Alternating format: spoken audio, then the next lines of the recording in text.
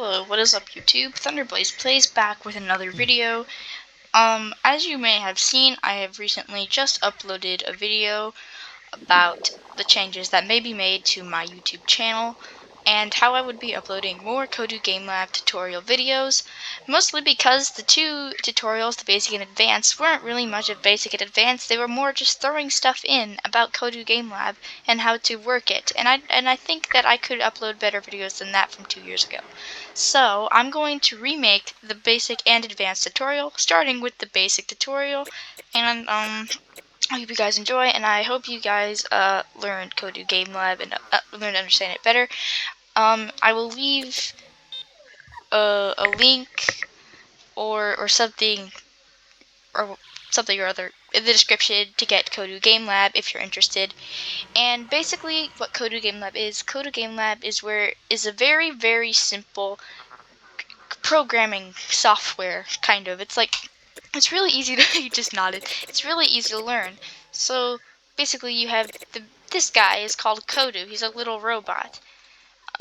So to get started, we're gonna click New World, and then we're not gonna click these two. We're gonna start with a flat world. See, it's all flat. And Kodu Gamelab, I'm only playing it on computer. I don't know if you can get it on mobile or VR or PlayStation or something, but I'm playing on computer. These are currently the computer controls. So I'm gonna start with the controls and the buttons down below, but the controls first. You hold right click and drag around to move the camera, like you can see different points of view, and WASD to move around like this, and then point the mouse. You can point the mouse where you want on any part of the map and use the scroll wheel to zoom in, and then you can use hold right mouse and drag around and stuff. And yeah, or if you have this tool selected, the hand, it's called, what is it called? The move camera. You can hold left click and drag around anywhere, and it'll move the camera like this. This button is the home menu. It will take you back to the main menu. This button is to play your game. Currently, I have nothing in the game, and I can press escape to get out of this. This is the object tool. If I click the object tool, I can add or edit characters and objects. I can left click any area on this entire map. Hold on, I think it just froze. No, it didn't. I can left click any area on this entire map and choose something to add. Choose something to add to the world. All the symbols that have 3 different stickers on them are categories. Basically, this says underwater. If I click it, it'll give me all of these different options for underwater things. If I click this, it gives me all of these different options for other stuff. And yeah, you can basically spawn in whatever you want, but I'm going to spawn in a basic Kodu. You can also right click and click add object, and you can add the object. Next, we have the path tool. I'm going to get into this later because it has more to do with programming. Again, it's really simple. This tool is the most popular, in my opinion, from what I've seen from tutorials. This is the ground brush. You can paint, add, or delete ground. You left click to equip it, and if you hold left click, as you can see, it adds grass or blocks. And if I hold right click and drag around, it will remove. You hold left click and drag to add, hold right click and drag to remove. You can remove or add as much grass as you need. But you might be saying, but Thunder, what if you want to add different colors or different shapes of blocks? Well, you're in luck. If you go here, if you click the brush tool, and then on the upper left corner, you see these 3 different cubes. Click the cubes, and you can use the scroll wheel or click to scroll around different blocks and browse the different blocks you can choose. There's a lot of different blocks to choose from, so you can make many different levels in your world. Look at all of these blocks, 121 different blocks. I'm going to choose this one. And all you have to do to place it is, you guessed it, hold left click and drag, and your block will be placed. Yeah, but what if I want to size it up and down? In order to size, wait a second, 1 second. Okay. In order to size up and down your, like, the size of the paintbrush, you know how to. So what you do is on the bottom right of your keyboard, not the whole, the next to the number pad, there's the arrow keys. You use the left and right arrow keys to size up and down your square. If you hold the right arrow key, it sizes it up. If you hold the left arrow key, it'll size it down. You can size it to however you want. Sometimes I just like to make a big square, click it, and then I just have a giant world. But what if I don't want a square? Well, at the upper right corner of the paintbrush tool, if you click this, you can choose something like a circle. What if I want a giant circle world? Well, boom. Now I have a giant circle world with one small Kodu. It's flashing light warning. Sorry. And you can use all of these different tools and make different shapes and stuff. Alright, now onto the next tool. You up and down to create hills or valleys. Also, if you're confused, the controls are on the upper left corner. Oops.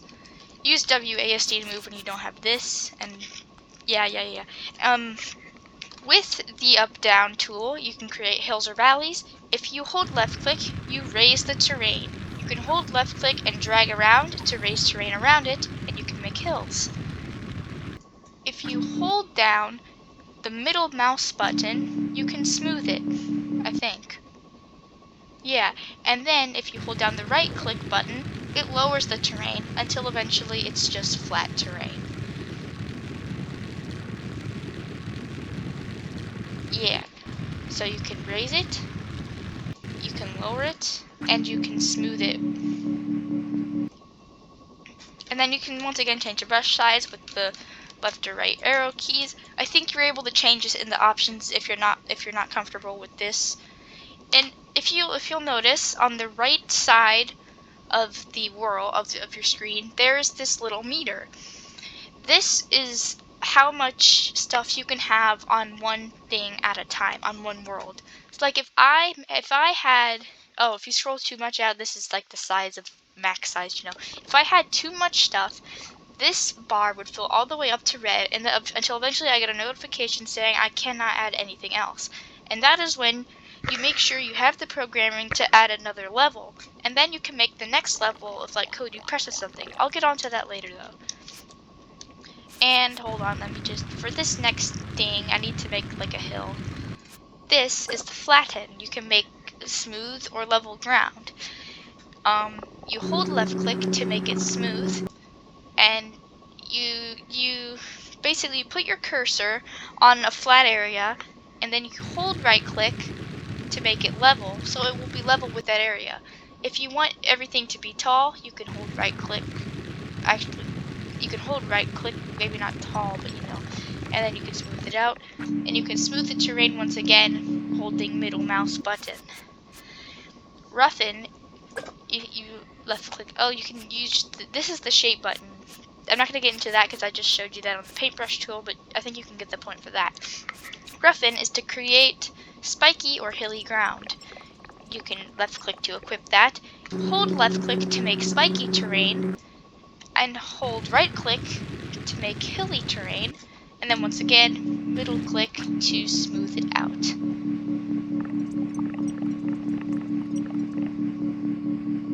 And then once it's smooth or spiked or hillies, it's to your desire. Let's move on to the next tool. The water tool is to add, remove, or tint water.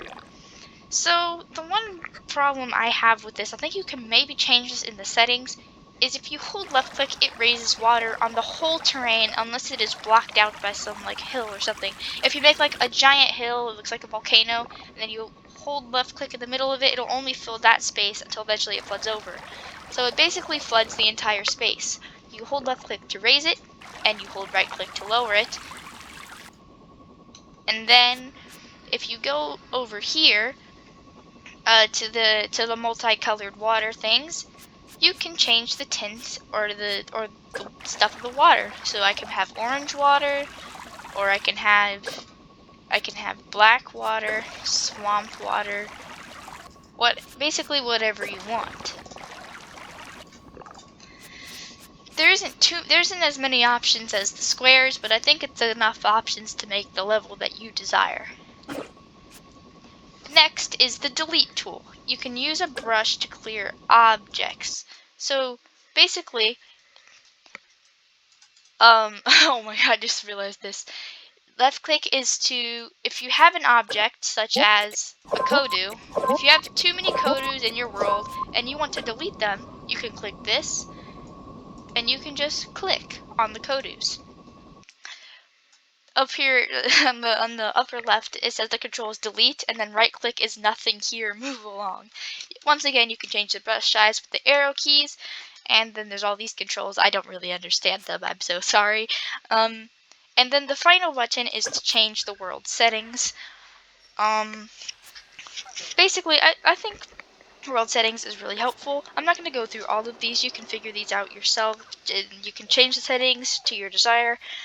The main thing that I want to check, the main things I want to check first are the glass walls. The glass wall is basically a border at the very edge of your world, and if you turn on glass walls, the green means that it's toggled on. This is also for Xbox, by the way. Then that would mean that your character, once you control it, if you cannot fall off of the world. You are not able to fall out of the world. But if you click this and you toggle it off, your character is just able to slide right off the world and respawn. And then the camera, blah, blah, blah, blah, blah. Wave height, water strength, and you can change the sky, and you can change the lighting, the breeze, and the wind.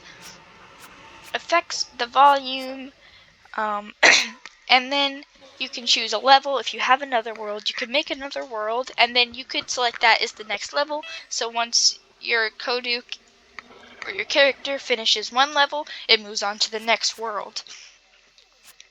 You have all these options. There's something about friction that's important. But I think, yeah, you have to, like, fix there's other settings, I believe, but, like, you have to fix the friction and stuff if you don't want it to, like, slide everywhere. Okay, so the next part of the basic tutorial is we're going to move on to the basic coding. I'm going to start, let's say you want to play as a character in your world. What you do is you add any object you want. The main characters would normally be Kodu or Rover. I'm going to add a Kodu. And some characters only have certain coding. Like, for example, like the Rover, you can code on the Rover everything you can on Kodu, but it has these additional settings like scan and stuff because it's a Rover. It can scan stuff. Kodu can't scan because he's not a Rover, so we don't have the option with programming. Well, I'll explain to you what I mean in a little bit. But let's say you want to play as your character, as your Kodu character, in Kodu Gamelab. The first thing you might want to do is customize your Kodu character, right? So all you have to do is hover your mouse over the Kodu character and use the arrow keys, the left and right arrow keys, to change the color of your Kodu. My favorite color is black, so I'm going to make his color black. The next thing you might want to do, oh no, he's facing the wrong way. I don't want him to face this way. If you click the rotate, you can slide the bar to rotate your Kodu. There we go. But let's say you want your Kodu to be bigger or smaller. You can right click on your Kodu, click the size, drag the bar up to make your Kodu bigger, and drag the bar down to make your Kodu smaller, until you have the tiny ant size Kodu. I'm going to make my Kodu the size 1. And then if you want to copy your Kodu, you can click Kodu, copy. You can change the height of your Kodu, which, like, how tall he is, how high in the sky he is. And then, yeah, and then the next thing, you can also change the speed. Okay, here we go, the friction, this forward speed multiplier. This is all important and stuff. You have to right click, hover over, right click, and change settings to change your Kodu settings. But what we want to click right now is program. So, this is pretty simple. This tab is saying when, how about let's say when keyboard WASD, because I normally use WASD to move. When on the keyboard you use WAS or D, Kodu will move. Kodu will move quickly. So basically what this code is saying is when you press WAS or D on your keyboard, Kodu will move quickly. And then eventually there's a limit. You can do a limit, like it can only move. If you click limit, it's kind of a little more advanced, but Kodu can only move north or south. In this case, north is up, south is down. Yeah, you get the point. And Kodu will only be able to move up and down. So if I did this, this would be saying if on the keyboard I use WAS or D, Kodu would move quickly north and south only. He wouldn't be able to move east and west unless I added that, but there's no point in adding that. You can just add move and it'll automatically just be able to move Kodu wherever you want. When you're done making this code, exit out, and then you can click play. And now, as you can see, I can use the WAS and D keys to move my Kodu around. And when I stop using the WAS and D keys, you see he slides a little bit. This is something you can change in the character settings. All you have to do is, in order to, by the way, interact with your objects, you have to click this, you have to hover over it and right click. In order to change that, you can go to change settings, and then I think it's something with the friction. Yeah, here we go, the friction. I forgot. Is this good? I'm gonna find out. Yep, okay. If you want them to just stop instantly as soon as you are done moving the mouse, change the friction up to 1. Hold on, I need to make the height a little. There we go. And now, Kodu. Now I can move my Kodu around. But that's not the only thing Kodu could do. If you go back to programming, let's say you want Kodu to shoot a missile. You can go to when, mouse, left or right click. I'm going to say left click. This is saying when you left click, shoot, blip, missile, I'm going to go with blip, and then I'm going to choose the color random. Oops, not that. That's more advanced. I'll tell you about that in the advanced tutorial. But anyway, this code is saying when you left click, Kodu will shoot a blip, and this means that the blip is going to be a bunch of random colors. Alright, the blip is going, so here, let me play the game. You see we can move around and everything, and then if I hold left click and I drag around, Kodu is shooting all of these deadly little bullets. He's basically a living machine gun. And I can confirm these do actually work. If I put a rover right here, the rover eventually disappears. You can change the health of stuff in the settings, in the character settings, you know, and you can change the attack and whatever in the programming. Alright, so you have your basic Kodu. When you use WASD on the keyboard, you can move quickly. You can always change WASD to arrow keys or whatever you're comfortable with. And I think you can get a little more advanced when keyboard you press here. Yeah, okay, so let's say you wanted to press, I don't know, let's go to letters. A. When you press A, you move quickly only east or west. If you click A, you're only going to move east or west. Like this. Alright, so I can't use WASD, but if I use A, you see I'm moving to the west. Wait, I mean the east. I'm moving to the east. Northeast. Yep, the east. I'm moving to the east. And now, I don't really want that though. I'm going to change it back to WASD. Oops. And then if you ever accidentally add something, you can right click a tile and click cut tile. And it cuts the tile for you. It removes it out of the code. So basically, when you use WASD on the keyboard, Kodu will move, and whenever you left click your mouse, Kodu will shoot a blip, if you understand. But what if you want Kodu to do something more? What if you only want Kodu to follow a path? So here is where the path comes in. Basically, this is the path tool. If you click this, you can always change the color of the path. You can change the color of the path to whatever color you want. I'm going to choose black. It's pretty actually useful to change the color of your path. But here, so basically you can add a path to wherever you want, as long as the path always connects back to the first original thing. There we go. And now, Kodu, if I put him right there, alright. Move quickly. Alright, Kodu. When keyboard. Let's say like you didn't want to control Kodu and you only wanted him to move on the path. So what you want to do is, instead of doing the key, when you use the keyboard WASD to move blah blah blah, you could say when on the keyboard you click, let's say B. Kodu will move on the path of the color. I chose black, and you can choose how quickly. And you can add as much code as it allows you. There is a limit, as you can see. But so basically what this is saying is when I press B on the keyboard, Kodu will move on the black path quickly. And then when I hold the left click button, Kodu will shoot. So all I have to do now is click play. And if I press, well, I have to hold B. If I hold B, Kodu only moves along the path.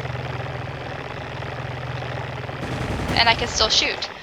But you have to hold B and then Kodu will move along the path. But the path is invisible to the player. I think you're able to change that in the settings somewhere. But anyway, that's basically the basics of programming Kodu. And I don't want this video to be too long, so I'm only going to add one more thing. I'm going to remove the path real quick. When WASD quickly. Alrighty. And you're only able to add three different speed types, you know, like you're only able to add, you can move slowly 3 times, you can move quickly 3 times. You can't add it more than 3 times, if you get what I mean. Anyway, so like, wait, what was I gonna do? Oh no.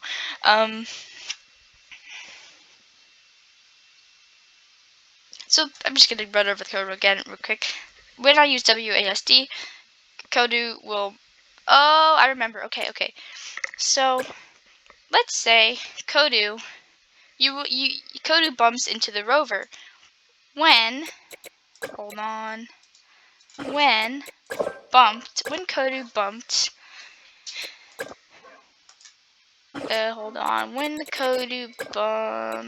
the rover,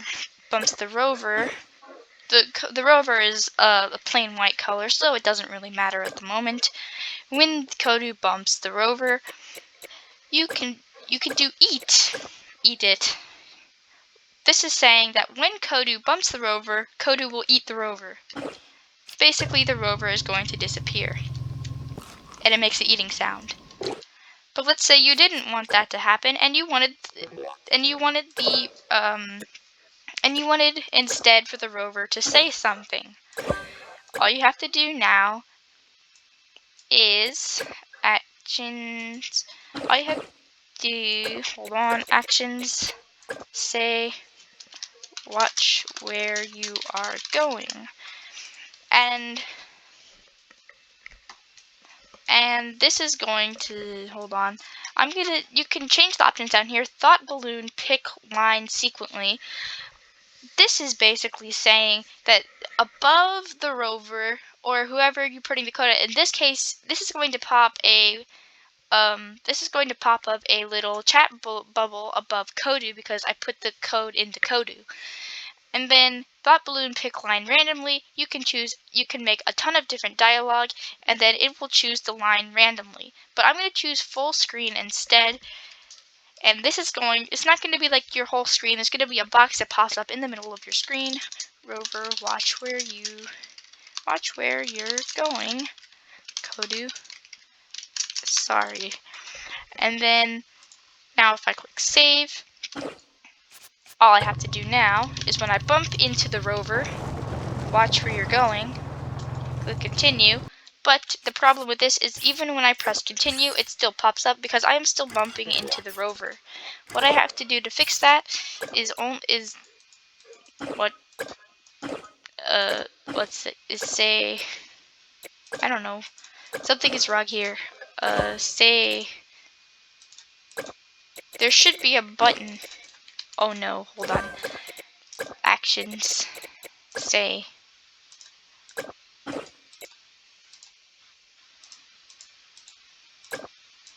Okay, this new update is a little odd.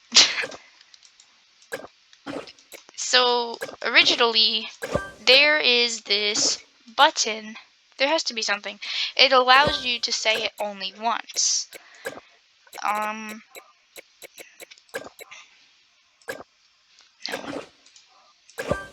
When you bump the rover, I guess we could do something other than dialogue for now. We'll just do eat. When you bump the rover, eat it. So now, it's just gonna eat the rover. Anyway, that's going to be it for the basic tutorial. That's the basics of Kodu Gamelab. I'm going to upload an advanced tutorial with some more of like the advanced programming stuff, quote unquote advanced programming. It's gonna be diving more into the programming, like, and making levels and making games and stuff. And then eventually I'll upload some tutorials on how to make a tutorial on how to make a Kodu Gamelab game, and then upload it to the Kodu Gamelab community. Because within the Kodu Gamelab thing, there's like a little thing where you can upload your own Kodu Gamelab games, and other players can play them, and you are able to play other players' games and rate them. Anyway, I hope you guys have a fantastic rest of your day. If you are not having a good day, I hope your day gets better and everything is going to be okay. Have a fantastic day, everybody, and thank you guys so much, by the way, for 81 subscribers. It really gives me a lot of support, and I'll see you guys later.